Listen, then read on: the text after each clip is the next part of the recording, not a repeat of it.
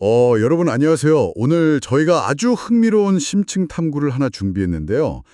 그 혹시 1536년으로 한번 상상력을 발휘해 보실래요? 1536년이요? 꽤 먼 과거네요. 네네, 맞아요. 26살의 한 젊은 학자가 막 책상에 앉아서 펜을 들고 있는 거예요. 원래 이 사람 계획은 진짜 소박했거든요. 그러니까 신학에 막 관심 가지기 시작한 초보자들을 위해서 아주 친절하고 기본적인 교리 입문서 뭐 그런 걸 쓰려고 했던 거죠. 아, 기독교 강요 말씀하시는 거죠? 초판이요? 네, 정확합니다. 근데 이 사람이 실제로 완성해낸 글의 서문을 딱 보면요. 이게 완전 분위기가 달라요. 당시 유럽에서 가장 강력한 권력자 중 한 명이었던 프랑스 국왕한테 대놓고 당신의 통치는 거대한 마피아 조직이나 다를 바 없다. 막 이렇게 직격탄을 날리는 엄청 위험천만한 선언문이 되어버린 거예요. 와, 그 당시에 왕한테 그렇게 말했다는 건 진짜 목숨 내놓은 거잖아요. 그러니까요. 오늘 우리가 같이 파헤쳐볼 문헌이 바로 이 글입니다. 젊은 장칼뱅이 프랑스와 1세에게 보낸 헌사인데요. 본격적인 이야기에 들어가기 전에 지금 이 시간을 함께하고 계신 여러분께 딱 하나 분명히 해두고 싶은 게 있어요. 네, 아주 중요한 포인트죠. 맞아요. 오늘 다루는 이 자료는 그 종교적이나 정치적 신념이 아주 막 첨예하게 얽혀있는 역사적 문서잖아요. 그래서 저희 목적은 절대로 특정 종교 교리가 옳다거나 아니면 뭐 칼뱅의 입장을 지지하려는 게 아닙니다. 우리는 어떠한 편도 들지 않고요. 철저하게 객관적인 관점에서 볼 거예요. 그렇죠. 우리는 오늘 종교 수업을 하는 게 아니니까요. 네네. 이 텍스트가 지닌 그 수사학적 파괴력, 그리고 당시 역사의 물줄기를 이 글에 어떻게 바꿔놓았는지 그 치열한 논리적 공방만을 딱 해보해 볼 겁니다. 맞습니다.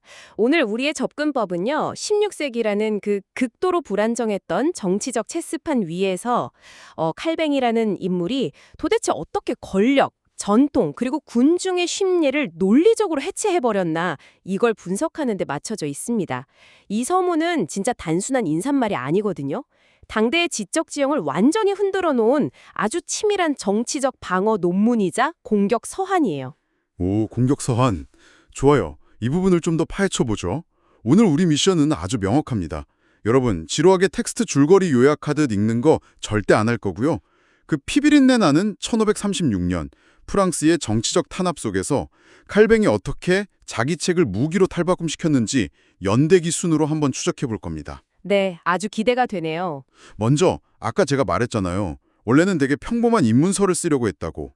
근데 왜 갑자기 국가 원수를 겨냥한 도발적인 선언문으로 바뀌어야만 했는지 그 배경부터 좀 살펴볼까요? 아, 그 부분은 진짜 1536년 프랑스의 상황을 알아야 해요. 그야말로 공포 정치 그 자체였거든요. 프랑스와 1세 치하에서 기존 카톨릭 교회의 가르침에서 좀 벗어나서 이른바 건전한 교리를 따르려고 했던 그 개혁 성향의 사람들이 엄청난 극심한 탄압을 받았습니다. 극심한 탄압이라면 구체적으로 어느 정도였나요? 감옥에 가고 뭐 그런 건가요? 감옥은 기본이고요. 추방도 당하고. 오늘 우리가 분석하는 그 원문을 보면요.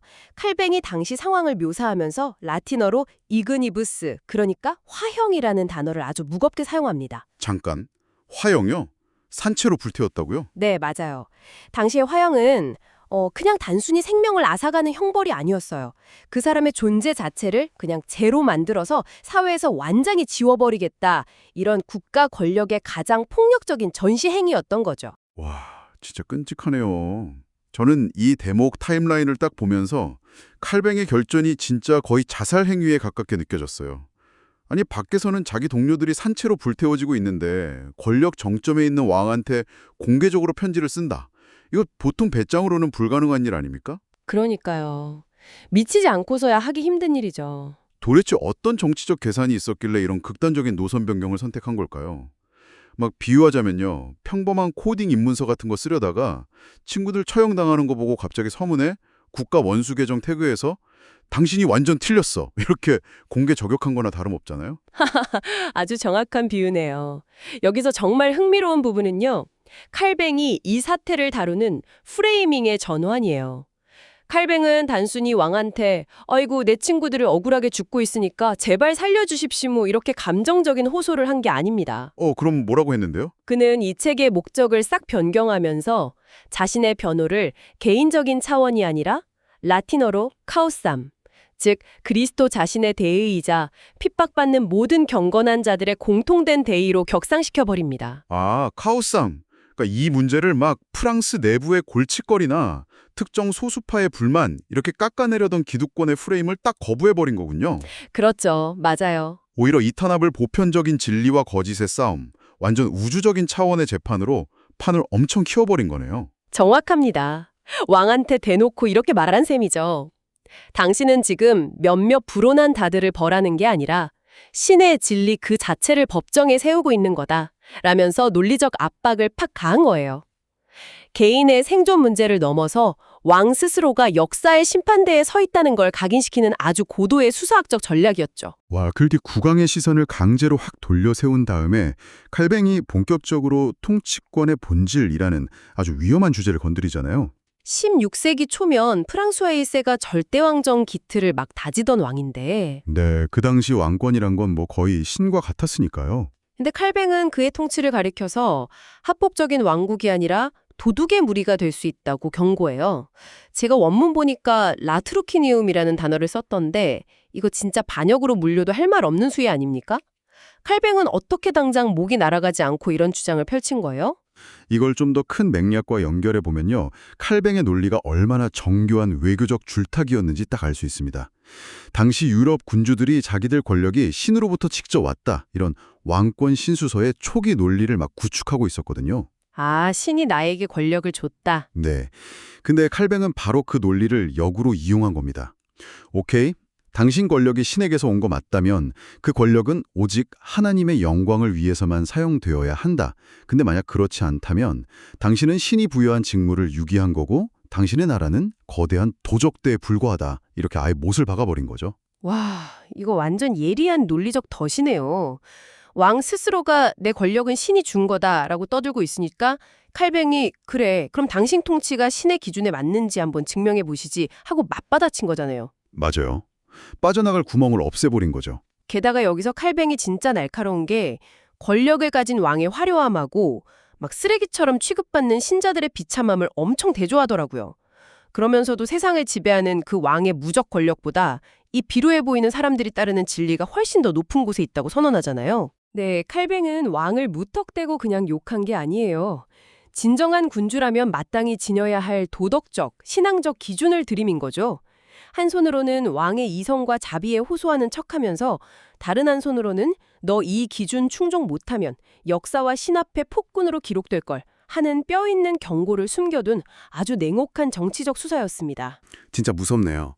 자, 왕의 책임에 대해서 그렇게 묵직한 돌직구를 날린 뒤에 논쟁의 방향이 당시 교회를 지배하던 기득권층과의 직접적인 대결로 넘어갑니다. 네, 본격적인 신학적 정치적 싸움이 시작되는 거죠. 당시 반대파들이 칼뱅 측 주장 향해서 엄청 공격했잖아요.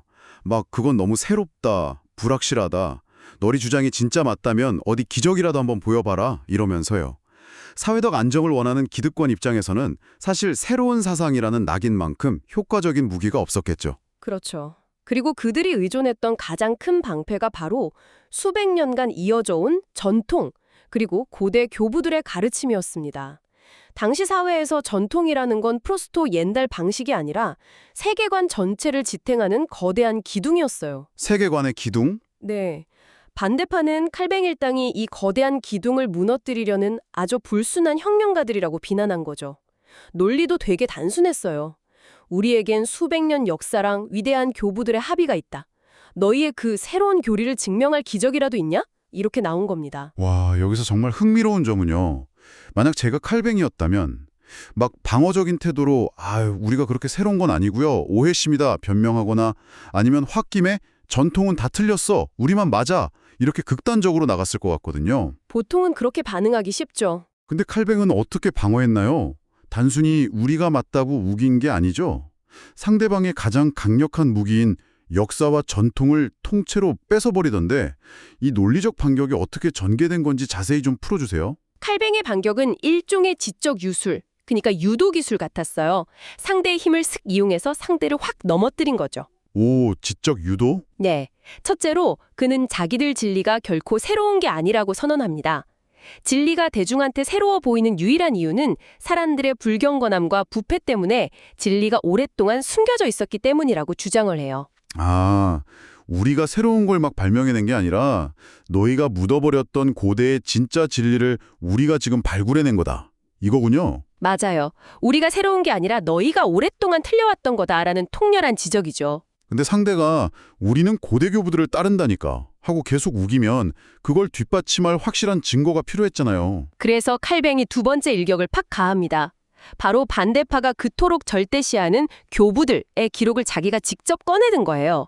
교부들도 결국 인간이었기 때문에 오류가 있었고 자기들끼리도 서로 의견 충돌이 있었다는 역사적 사실을 딱 지적합니다. 와, 적의 무기로 적을 치는 거네요. 게다가 한 발 더 나아가서 아주 구체적인 문헌적 증거를 들이밀어요. 파가 얼마나 얄팍하게 전통을 취사선택, 그러니까 체리피킹하고 있는지 완전히 폭로해버립니다. 아, 그 예시들 저도 원문에서 봤어요. 진짜 생생하더라고요. 반대파는 막 교회를 금과 은으로 화려하게 치장하는 게 마땅한 전통이라고 우겼잖아요. 네, 겉모습을 엄청 중시했죠. 그랬더니 칼빈이 고대 교부였던 에피파니우스를 딱 인용하면서 이렇게 반박하죠. 야, 기독교 교회 안에 형상을 두는 건 끔찍한 가증함이라고 에피파니우스가 말하지 않았느냐. 맞아요. 또 사순절 같은 금식 기간에 고기 먹는 문제로도 시비 거니까 이번엔 스피리디온이라는 교부 기록 가져와서 기독교인은 자유롭게 고기 먹을 수 있다고 과거에 허용했는데 이렇게 들이밀잖아요. 이건 반대파한테 완전 치명타였어요. 자기들이 교부들의 충실한 후계자라고 엄청 떠들고 다녔는데 칼뱅이 오히려 너희가 교부들 진짜 가르침을 입맛대로 왜곡하고 무시해왔잖아 하고 논리적으로 완벽하게 직용해버린 거니까요. 전통이라는 방패를 부숴버린 걸 넘어서 그 쪼개진 방패로 반대파 머리를 쾅 내리친 격이네요. 하하, 맞습니다. 칼뱅은 이걸 통해서 진정한 권위는 맹목적인 전통의 답습이 아니라 성경이라는 궁극적 진리 아래에서 끊임없이 검증받아야 한다는 걸 확고하게 보여준 겁니다. 자, 그렇다면 이 모든 논증이 궁극적으로 향하는 곳은 어딜까요? 그래서 이 모든 게 대체 무슨 의미일까요? 반대파가 전통이랑 역사를 운운하면서 진정으로 지키고 싶었던 건 결국 관습, 라틴어로 consuetudinem이었잖아요. 네, 익숙한 것들이죠. 야, 다수가 오랫동안 이렇게 믿어왔는데 왜 너희 소수만 유난을 떠냐? 이런 사회적 압박, 이 무서운 군중 심리를 칼뱅은 또 어떻게 해체버립니까? 바로 그 지점에서 칼뱅의 사회학적 통찰이 엄청나게 빛을 발합니다. 그는 다수가 합의한 사회적 관습이 절대 진리의 기준이 될 수 없다고 딱 못을 박아요. 관습은 진리가 아니다. 네, 오히려 인간 사회에서 맹목적인 관습은 종종 대중의 오류를 넘어서 사람들의 무기나에 이루어지는 악의 공모, 그러니까 콘스피라티오일 수 있다고 아주 날카롭게 지적하죠. 악의 공모라 다수가 그냥 불편한 진실을 외면하고 기득권 논리에 대충 순응해버리는 현상을 정확히 꼬집은 거네요. 와, 우리가 일상에서 겪는 집단 사고의 위험성을 무려 16세기에 이미 경고를 한 거잖아요. 네, 대단하죠. 칼뱅은 이걸 증명하려고 거대한 역사적 스케일의 비교를 딱 제시합니다. 노아의 홍수 때를 언급하는데요. 당시 온 세상 사람들이 다 똑같은 관습을 따르면서 그냥 다수결의 삶을 살았잖아요. 그렇죠. 먹고 마시고. 근데 결국 그 거대한 관습에 휩쓸리지 않은 극소수만이 방주에 타서 살았단 말이죠. 다수의 숫자가 결코 정당성을 보장하지 않는다는 가장 강력한 비유를 든 겁니다. 듣고 보니까 당시 기득권층이랑 소수 개혁파의 물리적 상황이 완전 극명하게 대비되네요. 기득권층은 막 눈에 보이는 화려하고 거대한 성당 가리키면서 보라! 이렇게 많은 사람과 웅장한 건물이 있으니 우리가 진짜 교회다. 이랬을 거 아니에요. 당연하죠. 새 과시를 엄청 했을 겁니다. 반면에 칼뱅 측 사람들은 탄압 피해서 막 지하실에 숨어서 예배드리는 초라한 소수였을 텐데 이렇게 눈에 보이는 외형적 압도감 앞에서 이 소수는 스스로의 정당성을 대체 어떻게 방어할 수 있었을까요? 아주 중요한 포인트 짚으셨어요. 반대파가 가시성, 그러니까 눈에 보이는 걸로 막 공격하니까 칼뱅은 엘리야 시대의 이스라엘이라는 역사적 카드를 딱 꺼냅니다. 엘리야 시대요? 네, 겉보기에는 온 나라가 바알이라는 우상을 숭배하고 진정한 신앙이 완전히 씨가 마른 것처럼 보였거든요. 근데 눈에 보이지 않는 곳에 바알에게 무릎 꿇지 않은 7천 명의 신자들이 숨겨져 있었죠. 숨겨진 7천 명. 맞습니다. 칼뱅은 진정한 진리와 교회는 무슨 거대한 건축물이나 다수 군중이라는 그 눈에 보이는 화려함에 있는 게 아니라 비록 초라하고 눈에 보이지 않을지라도 진리를 간직한 사람들 속에 존재한다고 역설한 겁니다. 와, 핍박받고 맨날 쫓겨다니는 그 시대 사람들에게는 이 논리가 단순한 신학을 넘어서 진짜 엄청난 심리적 방어막이 되었겠어요. 위로도 엄청 됐을 거고요. 정말 그랬을 겁니다. 하지만 반대파한테는 여전히 가장 위협적인 마지막 무기가 딱 하나 남아있었잖아요. 바로 너희의 그 잘난 교리가 사회에 소동을 일으키고 국가에 대한 반역을 조장한다. 이 정치적 낙인이요. 네, 질서를 파괴하는 불순분자라는 무서운 프레임이죠. 근데 솔직히 저는 이 대목에서 약간 삐딱한 시선으로 보게 되더라고요. 어떤 점이요? 칼뱅이 사회적 소동이 일어나는 이유가 진리 때문이 아니라 진리에 필사적으로 저항하려는 사탄의 악의 때문이다. 이렇게 답을 하거든요. 근데 이런 논리 구조라면 어떤 극단주의자나 사이비 이단이라도 자기들이 사회적 물에 퍽 일으켜놓고 이거 우리가 틀려서가 아니라 사탄이 우리 방해해서 세상이 시끄러운 거야. 이렇게 변명할 수 있는 거 아니에요? 아하, 충분히 그렇게 생각하실 수 있죠. 칼뱅은 이 단순한 책임 전가를 넘어가지고 어떻게 국왕을 설득해낸 겁니까? 이 대목이 아주 중요한 질문을 던지는데요. 칼뱅 본인도 그 위험성을 너무 잘 알고 있었어요. 그래서 단순히 사탄 탓으로 돌리고 끝낸 게 절대 아닙니다. 그럼요. 그는 이 소동의 본예를 역사적 패턴 속에서 규명해내요. 과거의 선지자 엘리야가 이스라엘 괴롭히는 자라고 누명을 썼었고 심지어 예수님조차 선동가로 몰려서 십자가에 못 박혔잖아요.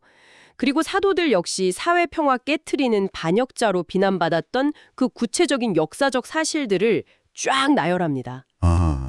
그냥 변명만 하는 게 아니라 기득권이 진리를 탄압할 때 나타나는 아주 전형적인 패턴을 왕한테 딱 보여준 거군요. 그렇습니다.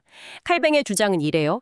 진리가 선포될 때 세상이 막 요동치는 건 진리가 악해서가 아니라 거짓된 평화 위에 군림하던 기득권이 자기 권력 안 이루려고 폭력을 행사하기 때문이다. 와, 그러니까 연못을 흐리는 건 맑은 물이 들어와서가 아니라 그 물이 콸콸 들어올 때 바닥에서 저항하며 일어나는 더러운 진흙 때문이라는 논리예요.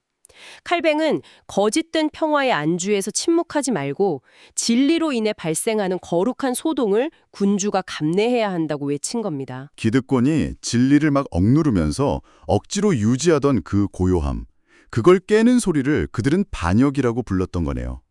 폭력의 진짜 원인 제공자가 도대체 누구인지를 완벽하게 뒤집어버린 진짜 치밀한 논증입니다. 네, 정말 수사학의 정수라고 할 수 있죠. 여러분, 오늘 우리는 정말 숨가쁘게 1536년의 현장을 막 달려왔습니다. 타오르는 화영대 앞에서 탄압받는 소수자들을 위해 펜을 든 젊은 학자의 결단력을 목격했어요. 단순한 신학 입문서가 될 뻔했던 글이 프랑스와 1세에게 보내는 거대한 선언문이 되었고 통치권의 본질을 재정의했고 기득권이 무기 삼던 전통의 모순을 다 폭로하고 다수의 관습이 가진 그 폭력성까지 완벽하게 해체해버렸습니다. 와 전통을 독점하려는 시도에 어떻게 맞서야 하는지, 그리고 맹목적인 다수의 군중 속에서 소수의 진실이 어떻게 생존해야 하는지를 쫙 보여주는 아주 고전적인 텍스트로 남아있죠. 맞습니다. 16세기 인물이었던 칼뱅은 수백 년간 아주 당연하게 내려오던 굳건한 사회적 관습을 향해서 그건 그저 대중이 암묵적으로 동조한 악의 공모에 불과할 수 있다고 일갈했습니다. 다수가 믿고 따른다는 사실이 결코 그것을 진리로 만들어주지 않는다는 이 서늘한 통찰은요, 지금 시대를 살아가는 우리에게도 되게 무거운 질문을 던지는 것 같아요. 네, 시대를 관통하는 메시지죠. 그래서 지금 이 이야기를 듣고 계신 여러분께 직접 묻고 싶습니다. 오늘날 우리의 사회, 여러분의 직장 혹은 일상 속에서 원래 다 그렇게 하는 거야. 다들 그렇게 생각하잖아. 이런 이유만으로 아무런 의심 없이 묵인되고 있는 거대한 오류는 대체 무엇입니까? 우리는 어쩌면 다수라는 그 아주 안전한 그늘에 딱 숨어서 잘못된 관습을 마치 진리인 양 착각하며 살아가고 있는 건 아닐까요? 어쩌면 여러분에게도 그 낡고 단단한 관습의 껍질을 팍 깨부수고 나와서 진짜 진실을 마주하게 할 현대판 칼뱅의 편지가 필요한 것은 아닐까요? 오늘 우리가 짚어본 이 도발적인 질문과 논리적 통찰을 여러분의 일상 속에도 조용히 한번 던져보시길 바랍니다. 깊은 생각에 여운을 남기며 오늘의 심층 탐구는 여기서 마무리하겠습니다. 끝까지 함께해 주셔서 감사합니다.